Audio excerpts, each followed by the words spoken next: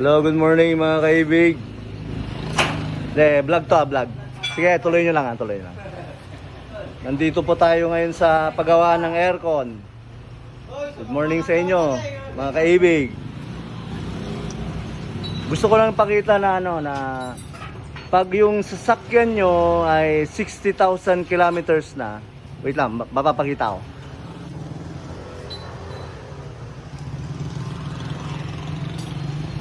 Pag ang sasakyan nyo ay 60,000 kilometers na ang natatakbo, magpapa-general cleaning na ng aircon.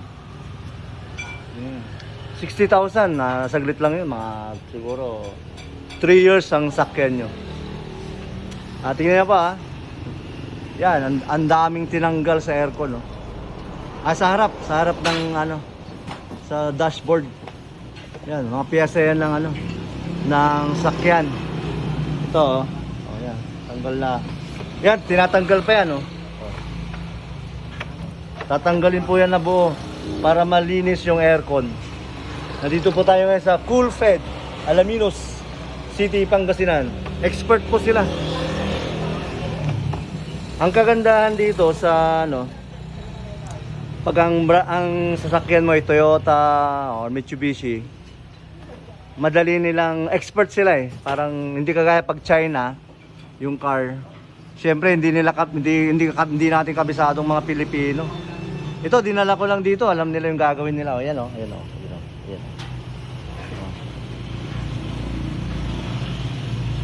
Bago pa lang po itong sasakyan Pero ganyan talaga ang paglinis ng aircon.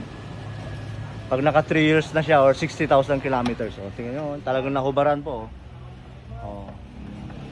Pero ako, confident ako na alam nila yung ginagawa nila kasi naka-uniform pa nga sila Tapos kung hindi sila expert, di na alam kung ano mga ginagalaw nila. Sa dami po niya, Yan po. Nandito nga po kanina yung yung kaibigan natin na gumagawa ng aircon ng bahay. Kakaalis lang niya, hindi ko na naipakita sabi niya, lahat dyan tinanggal, galing yan sa harap. Sabi niya, sabi ko, biniro ko pa nga Kala ko marunong din siya Kaya lang sa aircon daw siya ng bahay. Yan. Yun lang kaibig, ang ibig kong sabihin is, pag yung sasakyan nyo ay 3 years na or 60,000 kilometers na, ganito rin. Kasi kahit na yung isang kamag-anak ko, Montero niya, ganito rin ang ginawa.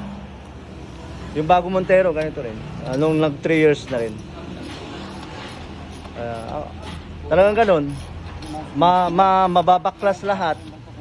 Pero, pag nalinis ito, malamig na naman or